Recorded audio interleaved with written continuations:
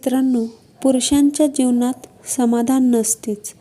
घरी बायको नसली की घर खायला उठतं आणि बायको असली की ती खायला उठते. मानसोपचार तज्ज्ञ म्हणजे एक अशी व्यक्ती जी सल्ला देण्यासाठी प्रचंड शुल्क आकारते आणि तुम्ही कसे आहात हे सांगते. आणि तुमची पत्नी ही सेवा जवळपास दररोज मोफत पुरवते, पण तुम्हाला तिची किंमत नाही की तिचे कौतुक देखील वाटत नाही. आपल्या बायकोसोबत कधीही खोटे बोलू नका, कारण ती तुम्हाला तेच विचारते जे तिला आधीच माहिती असते.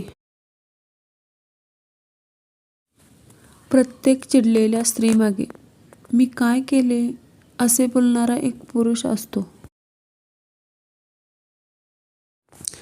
बँक मॅनेजर: अच्छा, म्हणजे तुम्हाला आमच्या डिझास्टर मॅनेजमेंट या नव्या डिपार्टमेंटमध्ये नोकरी हवी आहे? बबन: होय तर.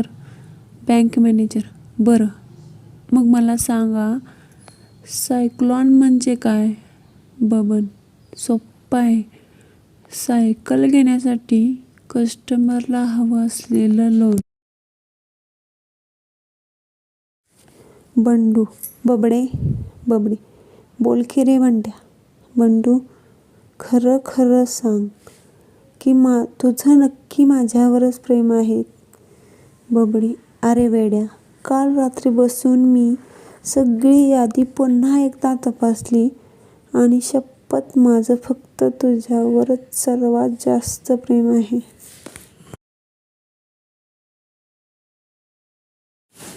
बेटा, जर मी आणि तुझी बायको आम्ही दोघी बुडायला लागलो तर तू कोणाला वाचवशील? तेवढ्यात सुनबाई म्हणाली, हे पहा, तुम्ही तुमच्या आईलाच वाचवा, कारण मला वाचवायला तर अनेक जण पुढे सरसावतील.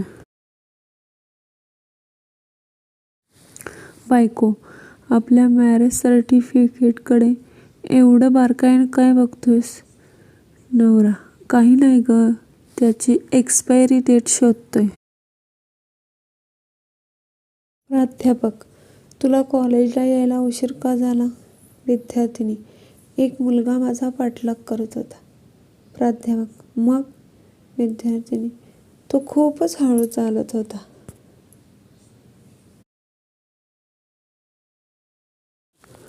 जेलर: तुला 5 मिनिटात फाशी होणार आहे. तुझी शेवटची इच्छा काय असेल तर सांग.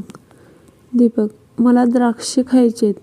जेलर: अरे, द्राक्षांचा सीझन यायला अजून 10 महिन्यांचा अवकाश आहे. दीपक: काही हरकत नाही, मी थांबेल तोपर्यंत. एका माणसाची बायको वारली. त्यानंतर 2 दिवसांनी जोरदार वादळ झाले. विजा कडाडल्या. ढगांचा गडगडाट झाला. त्यावर तो माणूस म्हणाला, ही बहुतेक आज देवाखाली पोहोचली.